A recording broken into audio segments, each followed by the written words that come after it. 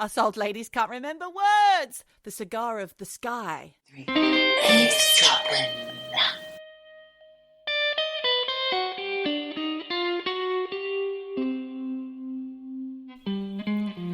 Michelle, I'm calling you. I'm calling to you from Australia still. Hello, Australia calling. That was meant to be my Eurovision voice, but it didn't work. How are you? I'm good. How is it in the mountains? Well, you know, I've got the ski tan. You've got the sun tan, by the look of you. Yes. Well, I have to just say it is raining. It is raining here. Oh, really? So it's not always sunny in Australia. Fucking bastards. How's that bloody bird? Speaking of bloody bastards. That bloody bird is still there, but I'm managing to sleep through it now. Not through it, but I managed to go back to sleep once it's gone to bed. Oh, thank God for that. That bitch of a bird. You don't need that bitch of a bird. No. But let's just say one thing for sure that we do need is each other. So we can talk to each other and say, you're eavesdropping, I'm Geordie. And I'm Michelle. Welcome. Another fabulous comedic episode of your favourite podcast, or one of your many favourite podcasts. In fact, your top 5 globally listened to podcast, Eavesdroppin, the comedy storytelling podcast. Do you know what? I will say, I wish we were top 5. That there is a difference between top 5 and top 5%. That's right. There's a percentage on the end of that. Correct. But yes, we are still, come on, kudos to us. I just said kudos. Kudos to us, top 5%. I think that's pretty good. I know, but we are someone's top 5. I know that we are Callum's top 5. There's a young man called Callum in London who thinks that we're up there in his top 5. Love you, Callum. Shout out. Spread the word. Tell all your friends to get eavesdropping. Tell all your Gen Z friends that we are very exciting to listen to. We certainly are. Would you know what? When you just said Gen Z. Yes. It reminded me of Jen. Jen, your mother, Jen. Mother hen Jen. Mother hen Jen, Jen the hen. I have a little shout out, actually, to Jen. Jen's not been well. Oh, Jen. She's been in and out of the hospital, but she's fine. She's drinking a glass of wine and having kebabs, so she's absolutely fine now.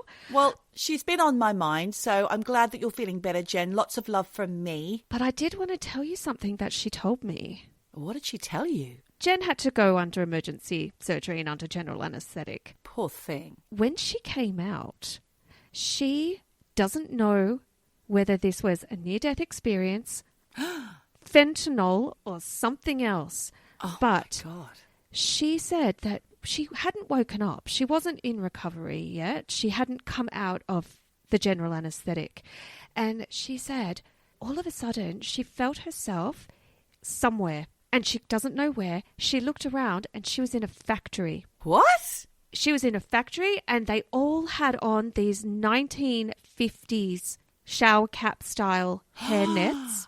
Oh, my God. And it was a Chinese factory. And all the workers were Chinese. Well, she was in a Chinese factory. She looked up and she yelled out, "Where am I?"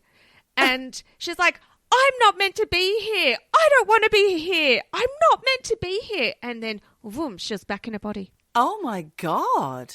Did anyone say, "Can you be quiet, please, missus? We're trying to get some kip in here," shouting away behind the curtain? Look, I don't know that she was actually shouting in her physical out loud body, but she said it was really intense. And like I said, I don't know if this is a near-death experience, if it's just the drugs, if it's Jen's crazy mind. That would freak me the fuck out. Shout out to you, Jen. You may have just survived an NDE. Yeah, I think that was an NDE, or it was a multi-dimensional crossover. Jen is on the astral plane. Absolutely. You're the UFO fancier. I'm the multi-dimensional fancier. Well, speaking of UFOs, actually, I sent you that picture and I said, zoom the fuck in above the mountain. What did you think? Hang on. She's talking about a picture which I used on our Eavesdroppin _ @Eavesdroppin _ Instagram account. If you're not following, then why the hell aren't you? For the episode before the last week's, which was Falcon Lake. It was the social media picture. there was a picture in there of the Zermatt mountain. What's that called? The Toblerone mountain? The Matterhorn. The Matterhorn. It's one of those words that just slips out of my brain. It's a beautiful shot. Who took that picture, Michelle? Did you? Me. I took it. It's stunning. Did you filter it? Thank you. No, that is no filter. Natural. Wow. That is absolutely unfiltered, undoctored. It was how it came out. If you zoom in, and I don't know if you can because I've turned it into a little video clip. If you zoom in, there is a white dot above the mountain. It looked like something shining in the sky. It was quite unusual. It was like cigar shape, portrait, not landscape. It was. I get it. Horizontal. That's the word you're looking for. Horizontal. That is exactly what I'm looking. Oh, fuck you. Us old ladies can't remember words. The cigar of the sky. The famous UFO of the Matterhorn. I've seen weird lights in the sky here, and I didn't even notice it. And I'd sent that picture to a friend who said, "Is that a UFO above the mountain?" And I was like, "What the fuck?" So I'm saying yes. I'm saying 2023, year of the UFO. Well, it could well be. It's going to take me a little while to get into the swing of 2023, not 4. I have something to tell you which came via a listener by the name of Big BK. He's a friend of ours. I'm saying he's a listener. I don't think he is. But he should listen to this because he told me something that's in the news at the moment, Michelle. You won't know because you don't care about the news. I'm a bubble You don't. baby, and I love it. I love being in a bubble. I'm the boy in the bubble. In your own world. Well, Big BK told me, and his lovely lady friend Sarah, both told me this fascinating story. And I went and researched it on BBC News, and I found out this. And everybody else listening will know this. But I'm going to tell Michelle, let's listen to her response. So there's a man by the name of Andrew Tate. Do you know who that is? No. He is the self-proclaimed king of toxic masculinity. He's a misogynist influencer. Sounds great. Right? What a fuckwit. Yeah. Just putting that out there. Just parking that word. He's a 36-year-old British American, so he's best of both, who appeared in the UK Big Brother TV show when it was on in 2016. So he just came on as a contestant. He wasn't anything before that apart from a martial artist, like an established martial arts champion or something. He kind of used that as a platform to launch himself as the misogynistic influencer, and you'll hear why. Because he was removed from the program after 7 days because a videotape emerged of him. It was pornographic, and it was of him whipping a woman with his belt. And so they were like, well, he's got to go. This guy's not okay to have on TV. We can't be rooting for him. So let's get him out, or whatever they thought at the time. Afterwards, it turns out that woman was consenting. But he had been heard since then publicly announcing that women, this is quotations, should bear responsibility for being sexually assaulted. That's one of his beliefs. What? Oh, my God. Yeah. That's like saying she was asking for it. Exactly that. So he's been removed and then reinstated by Elon Musk from Twitter. Now he's back on Twitter, where he decided to have a little bit of fun with the 19-year-old environmental activist Greta Thunberg. He tweeted her. Can I just tell you, she's Swedish, and I have this on good authority. We don't care. Greta Thunberg. I'm just saying anyway. Well, I'm not going to say that. No one's going to say that unless they're Swedish. I'd look like an arsehole, so I'm not going to do that. But he tweeted her the following, in quotations again, "Please provide your email address so I can send a complete list of my car collection and their respective enormous emissions." Now, this guy's got shitloads of cars, and he likes to boast about his enormous car collection, and he doesn't give a shit about the footprint or the emissions. He's got the pictures of himself filling her up, and it says that it's got dick pic energy when he posts shots of himself at the servo station, that means in Australian. And so Thunberg, she replied, "Oh, yes, please, do enlighten me. Email me at smalldickenergy@getalife.com. Well Go done, Greta. Greta. So her comeback was retweeted and liked 3.5 million times. It was retweeted and liked and liked and liked. He didn't want her to have the last word. So this dickhead then sent this ranting video of himself looking like a see you next Tuesday in a dressing gown, sucking on a cigar, was going on and on saying things like, "Thank you for confirming you have a small penis. The world was curious and I do agree you should get a life." So he's just It's not funny. He doesn't seem to understand her fantastic comment. And he also said, bring me pizza and make sure the boxes aren't recycled. Now, this guy, apparently, I didn't know this either, so I'm as dumb as him. Apparently, pizza boxes can't be recycled. Yeah. Somebody offshot gives him a pizza box. And that was his undoing, Michelle, because what wasn't known at the time was that he was hiding out in Romania because he's wanted for a lot of horrible things. And the police, or whoever it was that were looking for him, did some clever policing and discovered where he was because of the label on the pizza box. And they were able to, shortly after, swoop in and arrest that guy and his brother Tristan on some heavy-duty sex trafficking charges. Oh, my God. Here we are just thinking this guy's just a fuckwit. Yeah. He's actually fucking evil. Foisted by his own petard, as they say. Exactly. So some people say, well, that's not why he was arrested. They were on his tail anyway. But the pizza boxes did help with the location, some people say. There is some controversy around this particular story that I'm telling you. But the upshot of it is he wanted attention by tweeting Thunberg, and he got it just as his arrest was made. So the press were there, pick, taking pick after pick. So he's kind of looking like a dum-dum and an asshole all at once. And Greta Thunberg then followed that whole day with another tweet saying, this is what happens when you don't recycle your pizza boxes. Respect. Undone by a pizza. Uh-huh. Undone by a shitty fucking comment to a 19-year-old girl. Yeah. Who absolutely slayed him. And he had no clue because he's a dickhead. Fuck, man. Okay, I got to start reading the news. I'm missing the good shit. Yeah. I love that he got his comeuppance. Me too. Do you know what? I'm just going to wait for the Netflix series. What Netflix series?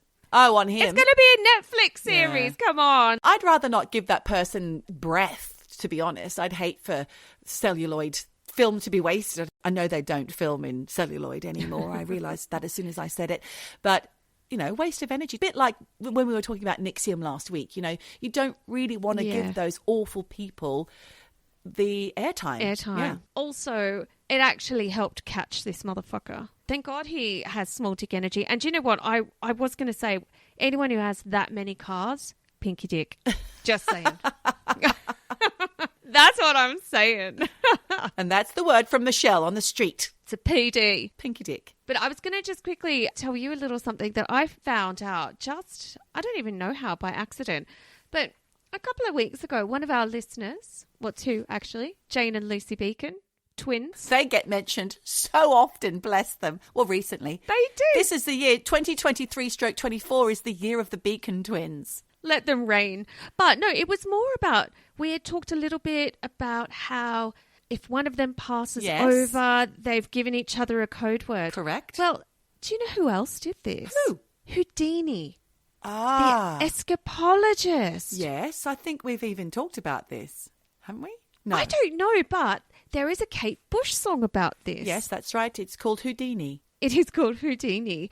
In fact, and I did a little bit of digging into this because I was so intrigued by it. So anyone who doesn't know who Harry Houdini is, he was an escapologist in the 1920s. And he 100% thought that mediums and, you know, spiritual channelers and people who could talk to the dead and seances, he thought it was all fucking bullshit. Oh, did he? He absolutely did. And he spent his life uncovering them and exposing them as frauds because, you know, he was such a good fraudster and magic trick artist himself. And he felt really terrible that people were in pain and sorrow and going to these mediums and being told bullshit. He told his wife, Rosabelle, if I die, here's a secret code word, Rosabelle believe. Because that's in the song by Kate Bush. It is. The thing is that she went to all these mediums. She never got the message. One day, a medium said, I have a message for you. It's Rosabelle. And then, during their magic acts, they had a special code. And the code was given to her by, and no one else knew this code except for her and her husband, Harry Houdini. A code was given to her, and it spelt believe. Oh. And she lost her shit. She was like, fuck, man, the other side is real.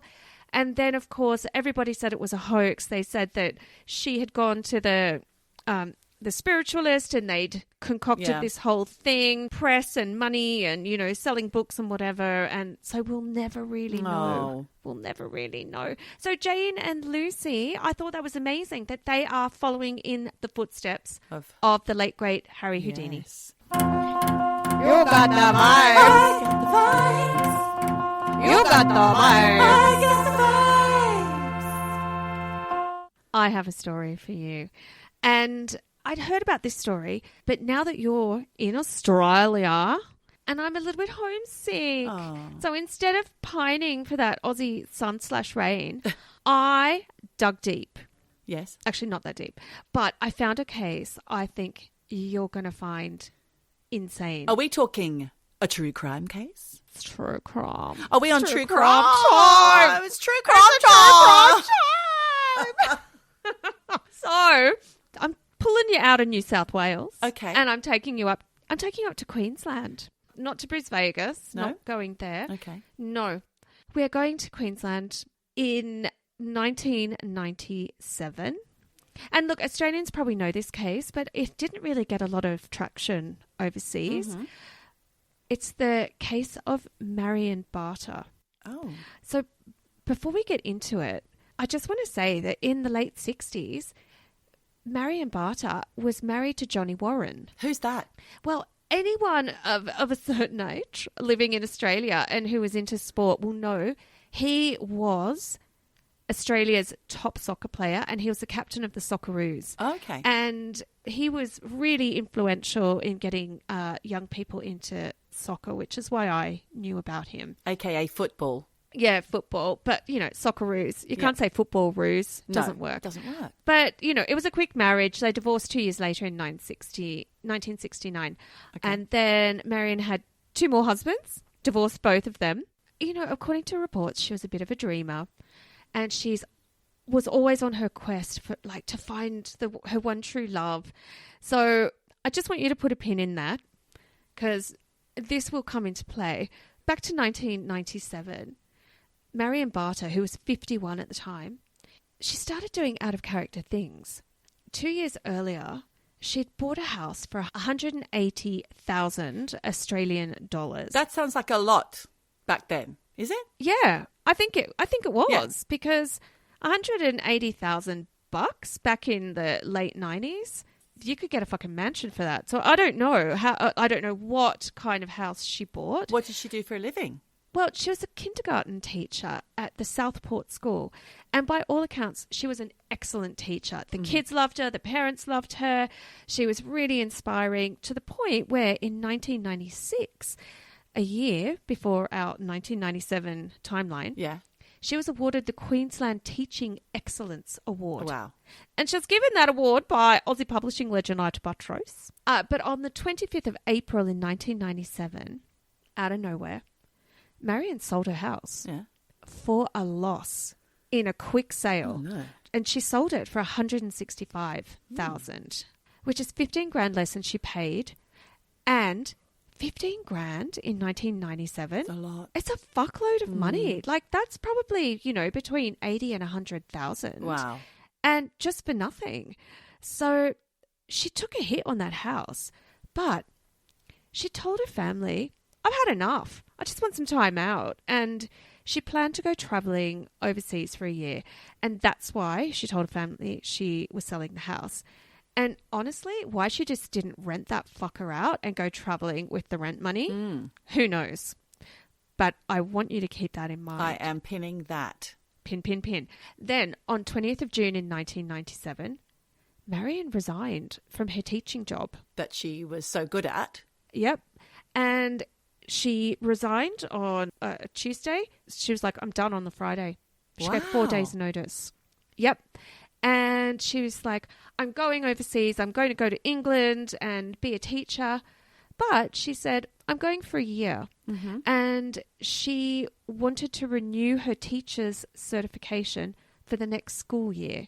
Okay. You know, implying that she was going to be coming back to Australia after her year away. Yeah. Then she gives her daughter Sally Layden, her name is, her car, some furniture, which is all on loan until she's back. And she puts the rest of her stuff into storage.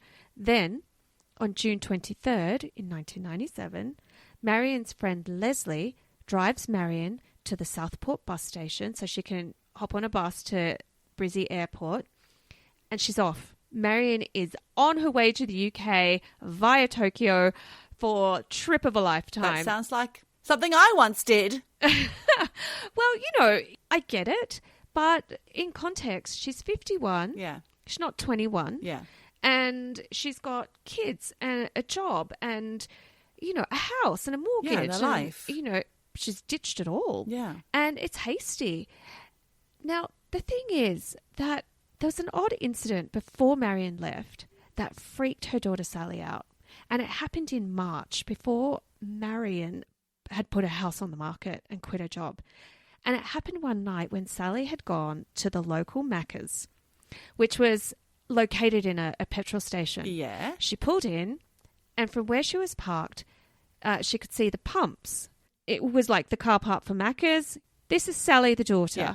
And she could see the petrol pumps. She could see the entrance to the Macca's when she got out of the car. And when she looked over, she saw her mum, Marion, at one of the petrol pumps, about to put petrol in her car. But when Marion looked up and saw her daughter, Sally, looking right at her, yes. she froze. She froze. What? And more than that, she put that fucking petrol pump down, got in the car, reversed out of the petrol station the wrong way, and sped off. Really fucking weird. Yes. Thing is, Sally says her mum was not alone in the car. I wondered. She says there was a man in the front seat. Ah. But because of the petrol station lights, reflecting off the windshield, she couldn't see him. Couldn't see him. But she said there was definitely someone in the car with her mum. Up to some hanky-panky, Marion. Sprung. Well, good on her, Yes. But why can't she tell her daughter? She's already been married 3 times. What's wrong with having another beau? Who knows? People do strange things, don't they? Yeah. But let's fast forward to the day Marion left Australia to go on her trip. Because on her passenger card, which everyone used to have to fill out when entering or leaving Australia, and I don't know if they still do that. Did you have to do that when you went in? Yep. Yeah, okay. So they give you this piece of paper, you have to fill it in. And it's very long-winded. You have to say all sorts of things like where you're going, what's the address. You can't fit it all in. And what's your occupation? Oh, Yeah, all that stuff. who cares? Well, this is why you should care, Okay. because on her passenger card, she wrote that her final destination was the UK, that she was divorced, and that she intended to reside permanently, not in the UK, but in Luxembourg. Oh. And what's bizarre is that Marion had not said anything to her family about Luxembourg, ever. Oh. In fact, at that time, all they knew was that she was going away on a holiday for a year and then was coming home. But another thing the family had absolutely no fucking clue about was the fact that on that passenger card, it was signed not Marion Barter, but Florabella Natalia Marion Remakel. Wow. Who? Yeah, and how many fucking names do you want to have? Turns out Marion had legally changed her name by deed poll 1 month before leaving Australia. Oh, my God. But back in 1997, no one knew this information. Not her family, not the police, no one. And it was decades before authorities put 2 and 2 together and realised that Marion Barter was now Florabella Remakel. But at the beginning of Marion's trip, the family didn't really have any cause for alarm because she was sending postcards to her kids. She was calling all the time. She was telling the family she was having a great old time. And in those days, with no mobiles, you had to rely on the person who was away to call. Yeah. Or you had to have a very detailed itinerary that they shared with you. Yes. To understand where they were, right? Yep. So the only thing the family had to go on were the phone calls and the postcards that she was sending. There's no pings. There's no mobile phone masts pinging. No, and she's not sending texts. She's not on social media. It didn't exist. No. So the first postcard that Sally received was sent on the 30th of June from Tunbridge Wells. Oh, I know it in well. Kent. Yes. The Garden of England. Then in July, Sally gets 2 more postcards from Marion from Sussex and London. An elderly relative got a postcard that had been postmarked from Marion from Brighton. So she's not going far. She's hopping around, but it's really all quite local. Yeah. Then on the 1st of August, 6 weeks after she'd left Australia, Marion calls her daughter Sally for a chat. And they talk until Marion runs out of money. And on the call, Marion tells Sally she's in Tunbridge Wells and that she was going to stop sending letters and postcards and presents. She'd been sending presents as well because it was getting too much. It was just too much. And she was like, I'm away. I just, I feel pressure. So She to let her hair down. I know how you feel, Marion. I'm hearing you. And then the money ran out. The conversation ended. Oh. And that was the last time Sally ever spoke to her mum. Oh, no. After that, there were no more postcards, no more presents, no more phone calls. As promised. As promised. And because she told Sally that she was going to dial down all the calls and the postcards, Sally wasn't too worried until the middle of October when Marion didn't call her brother Owen on his 23rd birthday. And this was not like her at all. She never missed a birthday. And in fact, apparently she always made a huge thing of birthdays and celebrating you. So this is when Sally began to get a bit worried. And she started calling around the other family members to check if they'd heard from Marion. And no one had. Yeah. And not knowing what to do because basically Marion was incommunicado, Sally went to the Commonwealth Bank to see if she could get any information about where Marion had made her last withdrawal from. Now, I find that a bit odd. I'd just go to the fucking police. But anyway, she'd gone to the Commonwealth Bank explaining that her mum was overseas and that she was worried for her mum's safety. And of course, the bank said to her, No way. No way. We Fuck can't off. just disclose any personal information to their customers, not even to the daughters. They did have a note on file that Marion had set up bank accounts through the Commonwealth Bank overseas. And she told the Commonwealth Bank she was going abroad and that she wouldn't be contactable. So the bank had that note on file. However, the bank then checked Marion's bank accounts and they saw some really unusual banking activity going on with her Aussie bank accounts. And they were like, fuck, maybe we got to let the daughter know about this. Turns out on August the 2nd, which is the day after the last phone call to Sally from Marion, money started being withdrawn from Marion's account in Byron Bay and Burleigh Heads. Yep. The day after Yes. she called from Tunbridge Wells. Yes. How bizarre. And not just a little bit, 5,000 Aussie dollars per day had been withdrawn from her bank account consecutively for 3 weeks. Oh, my God. That's definitely a fraudster. Oh, man. And Sally at this point is freaking the fuck out. So she drives to Byron Bay with pictures of her mum to see if anyone... She's walking the streets going, have you seen my mum? Have you seen my mum? Does anyone remember seeing her? No one had. At this point, does she know that she's Florabella or... No, she's still Marion. No. one knows that she's Florabella until more than 10 years later. So okay. basically, she's like, fuck, I have to go to the police. So she goes to the police in Byron Bay to report her mum is missing. But they brush her off and they don't take her seriously. And then a couple of days after Sally went to the police, 80,000 Australian dollars was transferred out of Marion's account. But bizarrely, the bank, Commonwealth Bank, claims they don't know the account details of where that money went and they were not able to track the account.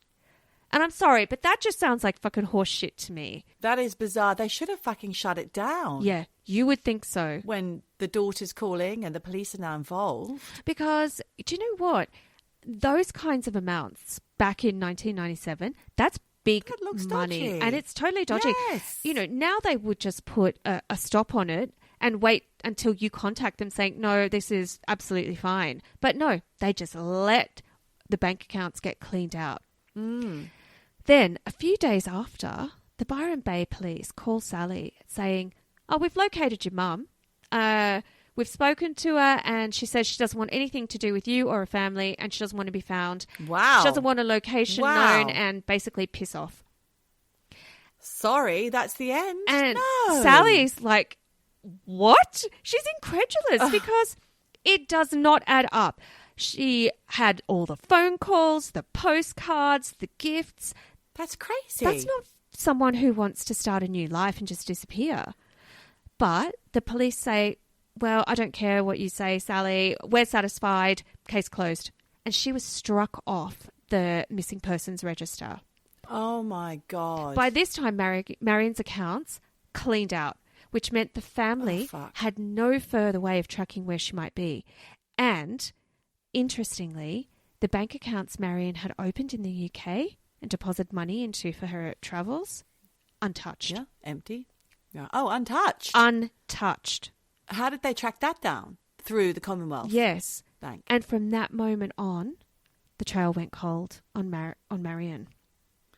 Wow. So when Sally's wedding day rolled around the next year, she was certain that if Marion was alive... 98? Yes.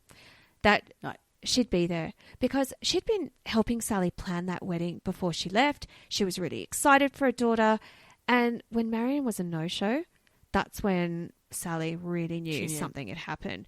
Marion knew the date of the wedding beforehand. Before she flew off, she said, oh, I'll see you get married. Don't you worry, and all that kind of stuff. All of that. But then she just didn't show. Going back, Sally's got her car, her furniture, like Marion's got stuff in storage. It was all just on loan. So they were all expecting her back. And look, Sally repeatedly, for years, went to the police begging them to look into it, like what happened to Marion. Please, can you put her on the register as a missing person? But they refused. Because they'd had word from Marion, apparently. This went on until 2009, when Detective Senior Constable Gary Sheehan from Byron Bay Police opened an investigation. But it wasn't a real investigation because he was like, listen, I can't give this priority. I can do this in my spare time and on slow days. Why did he do that? Because I think he saw the desperation that Sally was like, no one's helping me. No one's listening. So he went to investigate, all the previous documentation. All those original files were gone. What? Gone. Missing. Oh, my God. So poor old Detective Gary, he had to start the case from scratch. And honestly, what the fuck happened to those files? Where had they gone? Maybe it just went missing. Maybe there's something sinister. I don't know. But in some ways, it was a bit of a blessing because having to start from scratch meant that he had to go right to the beginning. And that's when he found out some shit that no one had uncovered before. Because he was the one who discovered that Marion had changed her name by Depol just months before she left in 97. Thing is, he also found out another piece of information, which was that Marion, or, and I'll put this out there, someone claiming to be Marion or travelling or under her passport with that name, Florabella, Natalia, Marion, Remakel, they arrived back in Sydney from London on the 2nd of August. Oh, my God. The day that Sally, the day after Sally had that last phone call with her mum in Tunbridge Wells. Get this, her incoming passenger card, and this is why you need to fill those out. Yes. Her incoming passenger card said she's a married woman. The last time it said she was divorced. She's living in Luxembourg. She does home duties. And she's only staying in Australia for 8 days. And August the 2nd, like I said, was the day after Marion had made that last phone call to Sally. Yeah. The same day, the money started disappearing from Marion's bank accounts. Are you listening to me? Why are you crying? Dropping trolley. Murdered. Now, I've seen this passenger card and I think it's weird. Same writing? The daughter, Sally, well, she's seen it. And she said... Yeah, she said this handwriting is definitely her mum's writing. What? But when I look at it, the passport number it's in a different pen ink and it's different writing. It's not the same. And I'm just going to put this out there. They grabbed two. I think so. Because you know what it's like on those planes. They're just handing out those passenger cards willy-nilly. And you can easily get a couple. And they're the same going back and forth, and they've never changed in No. all the years. I mean, the ones that they used in 1997 are probably the same printed cards that I used the other day in 2022. Exactly. And, you know, you can get extra ones. You know, you just ask for them. So it is not out of the question that she may have had extras and she had filled them out. Maybe she was coerced into writing that. Coerced, exactly. And maybe that's why there is a weird discrepancy in the way the numbers are written and in a different ink to what the rest is. So anyway, right. I'm also going to put this out here. For me, this timing does not add up. Because if Marion called Sally the day before from Tunbridge Wells, okay, so we all know it takes 24 hours or more to get to Australia. If she was in Tunbridge Wells when she called Sally, it takes She needed hours. to get to Heathrow. Australia is 10 hours ahead, Yes, and it takes 24 hours to get there. but that would mean she would have to have left even earlier. Yes, she wouldn't have gotten there until the 4th of August. Exactly. So this timing does not add up because, you know, first of all, she's got to get to that airport. Then there's hours hanging around an airport just to get on the flight. Then there's minimum 24 hours. You've got the time change. It does not add up. Who boarded that fucking plane? Because if Sally is correct with her dates of that phone call, this does not add up. Now, two other things the detective discovered in 2009 was obviously like that passenger card with the name change and the deed poll. He also discovered the passenger card of somebody coming back to Australia. So they're the two things we know. Another two things, 13th of August, 1997, Marion's Medicare card was used in Grafton. This is all northern New South Wales. Yes. Now, she didn't go to the doctor. She went to an optometrist and she used her old name, Marion Barter. She was not going there as Florabella. So who went to the optometrist? Was it her or was it somebody pretending to be her who just needed some new glasses? I don't know. Because when you go to Medicare or a hospital or an optometrist, if you've got a Medicare card, that's all they look at. They don't check ID. Yeah. Who knows whoever went there. The other thing that Detective Sheehan discovered was after that time, Marion's passport as Florabella Romakel never left the country again. And the Medicare card was never used again. I've got a lot of questions at this point, Michelle. And I'm wondering if poor old Marion, who loved love, there's no doubt about that. She was married so many times. No shade. I've been married 3 times. But I feel like perhaps she's the victim of some kind of coercive control from a master manipulator who set this all up. And is he a policeman or does he work at the Commonwealth Bank? That's my questions. Look, I definitely think she has been catfished. Yeah. And I've got a few answers for you. Great. Maybe coming Good. right up. Fabulous. I'll just quickly dial back a bit because the detective also looked into a 2002 Crime Stoppers tip. Okay. When basically a guy rang in and said a missing woman called Barter had been murdered and was buried in bushland near Armidale, near the university in Armidale. Where's Armidale? Is that north of Sydney? Inland? It's New South Wales. Yeah, it's inland. And look, as wild as that sounds, the detective, to his credit, he was like, I'm going to check this out. Yeah. So on his own time, he got a cadaver dog, went down to the site and spent 2 days searching for the dog, but For the turned up body? nothing. Maybe the dog was searching for the body, perhaps? Not searching for the dog? Yeah? Because that's what you said. Is that what I Yeah. said?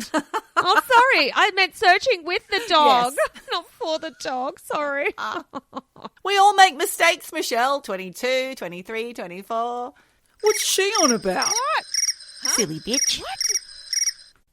So look, after all of this, you would think that the police would be like, okay, Marion's missing. Nope. It was not enough for them. They still thought that Marion Alive and well and didn't want to see anyone ever again. Yep, pretty much. Because what they said to her was, listen, Sally, we've looked at the case. Your mum came back. She withdrew all her money. She's disappeared. Case closed. And that makes so much sense to them. Well, they just didn't want to give a shit about this. It was too hard. Maybe they had a big caseload. Yeah, but, this is someone's mum. Yeah. And it's been going on for decades. So in terms of police involvement, that was that. However, there was a weird thing that happened in 2011 after the Byron Bay Missing Persons Unit removed Marion from the Missing Persons Register. 2013, Sally got a Facebook DM from someone she didn't know called Clark Hunter. Sounds like a fucking made-up name to me. And it said, Natalia is alive, but you never see her again. Oh. It was not her intention to disappear. She was forced. What? Now, Sally screenshotted this message and went to the police with it, but again, was never investigated. Who's Natalia now? Well, remember, she was Florabella. Natalia. Oh. Marion Barter. So the case went cold until 2019 when reporters Alison Sandy and Brian Seymour from Channel 7 News in Australia teamed up with Sally to create a podcast called The Lady Vanishes. By Sandy and Seymour. Yes, I think I have heard of that. Well, look, from that moment on, things in this case went wild. Yes. Within a month of the release of this podcast, a little bit like Eavesdroppin, not really, The Lady Vanishes had more than 1 million downloads. It's now at over 12 million. Wow. And a little bit like Teacher's Pet, it forced the police into action, but also internet sleuths got right on this case and thousands of new tips and theories came in. Amazing. You see, guys, if you want something done, you need to refer to a podcast. We fix everything, don't we, Michelle? We do. But there was one piece of information that everyone had missed except one person. She was just a true crime enthusiast listening to this podcast and got a bit obsessed. Fabulous. I love this. So, ex-social worker Joni Kondos, she had listened to the podcast, like I said, obsessed, trawling through databases and archives to see if she could find anything on the name Remakel. Yes, that was my next question, by the way. Who the fuck is Remakel? Why did that random name become part of her name now? Listen up. Listen up, Geordie, because you are about to have your head blown off by this crazy shit. Okay. So, Joni's on the couch and she's like, I'm just going to give the newspapers a go. And so she went through these newspaper archives and after a bit of digging, boom, she got a hit. In a French-Australian newspaper, she found a Lonely Hearts ad that was placed in 1994 by a 47-year-old man called F. Remakel from Lennox Heads, which is about 2 hours' drive from where Marion lived. It read, and I quote this, 47 years old, single, large, brunette, sober, non-smoker, university graduated, intelligent, multi-home owner, multilingual, genuine, morally aligned, searching for a lady with a free heart, looking for a permanent relationship or marriage. Okay. For a long time there, with all those words that you started to say, I couldn't tell if he was talking about himself or that's what he wanted, like a large brunette with multi-homes. It's him. Okay. No, that's what he's saying. Right. He's passing himself off as a catch. Yeah. Like, I'm smart, I speak all these languages. Yeah. I'm advertising in a French newspaper. Yeah. Basically, Joni was like, fuck, I'm onto something. So she did another search and she added this guy's age to the search criteria of Remakel. So clever. I know. And do you know what? She only got one hit from an address in Luxembourg. Oh. The same country Marion said she was married and living in on her passenger card. Then someone who had been listening to the podcast went to one of the libraries in Australia to find a physical copy of this ad. And from that, he got a phone number. And that phone number was in use in 1995 and it was registered to a company called Bellina Coin Investments. And the company was owned by a married couple called Frederick and Diane de Hadevery. They are the grifters who have fucked poor Marion over. fucking catfished. So Joni and Sally collected all of this evidence, everything they had. They put it all together and went to the police with it, who finally, after 22 years, took this seriously. Oh my God. And a fucking podcast, you know, Poor like kicking them Marion. into action. Yeah. The police then assembled a task force to look into the case.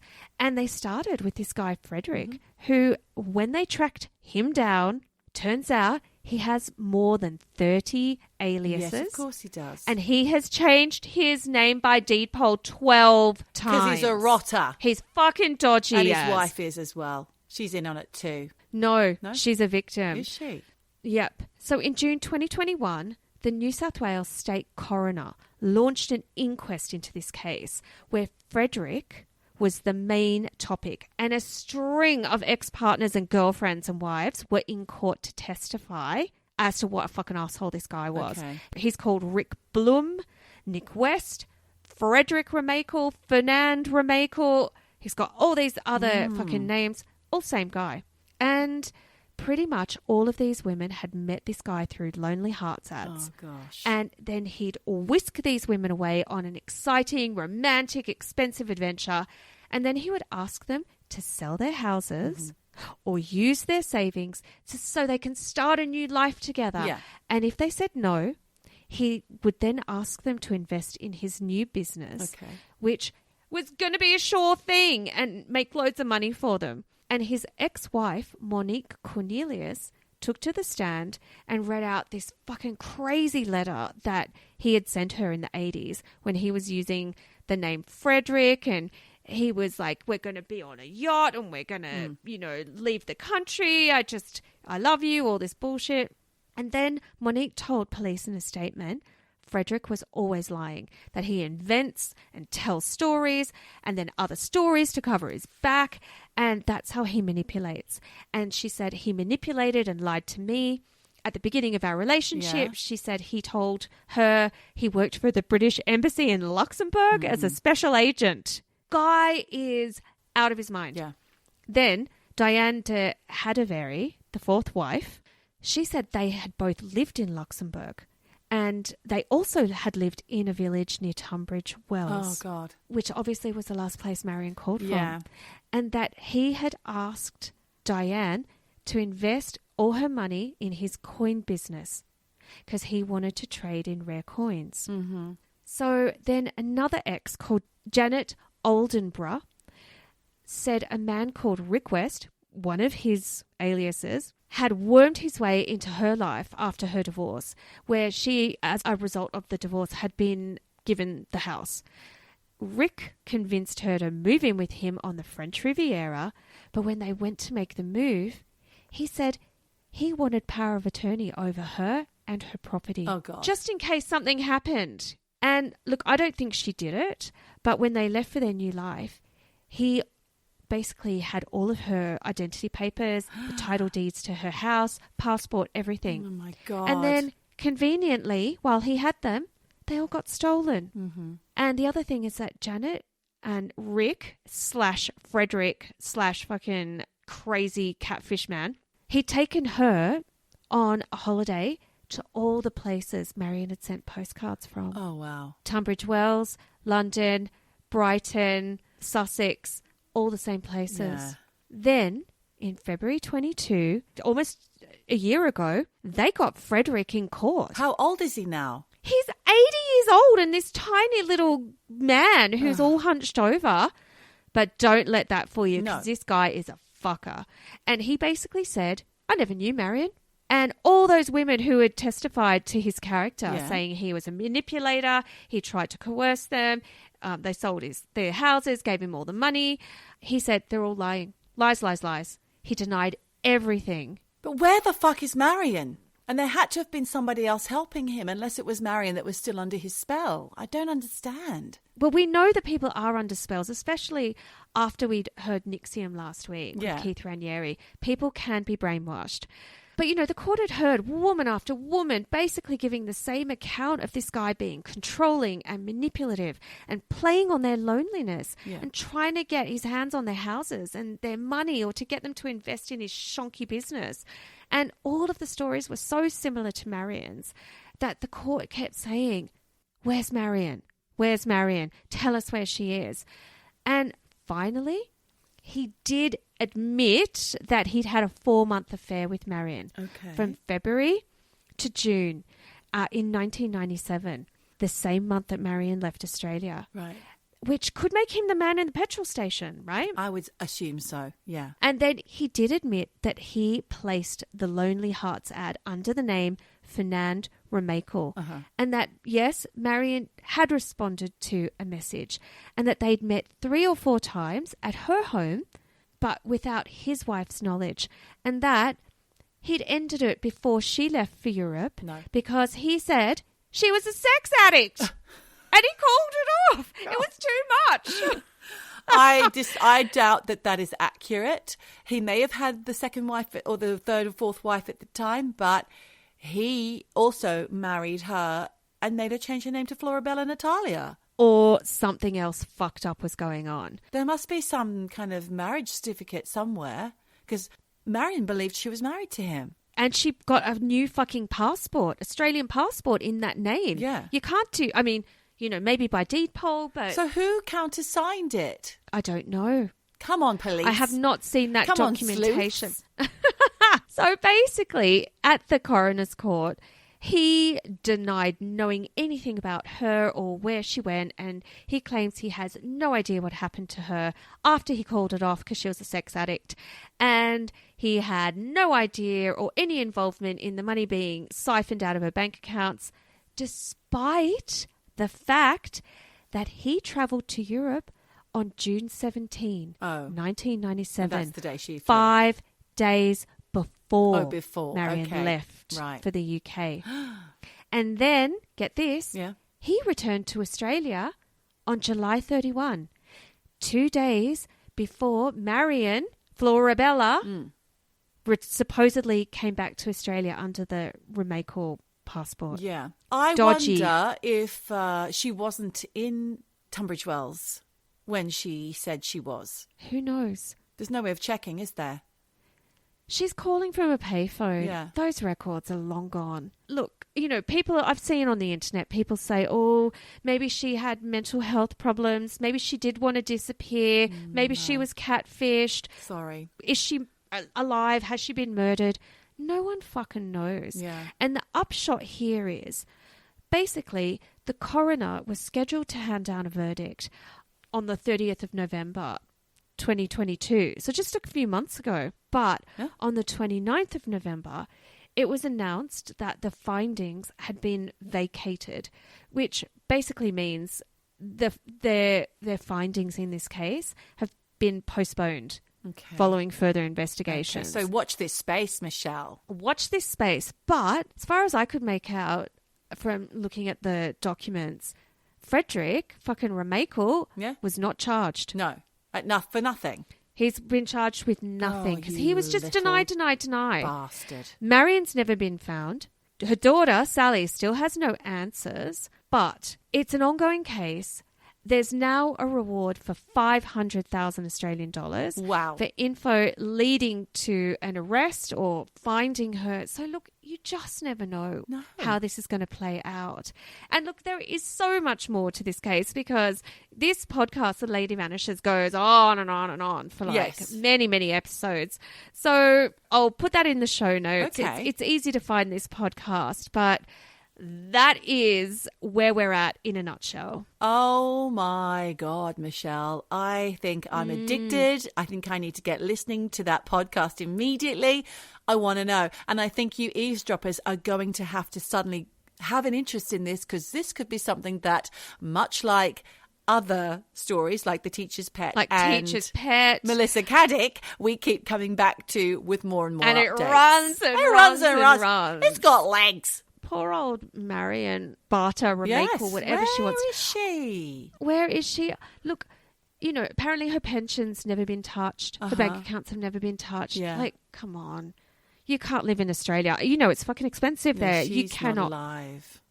She's not alive. No. Someone's run off with that money. So, you know, I will put a link, and if anyone has any information, you never know, maybe you know something, you can get in touch with Crime Stoppers.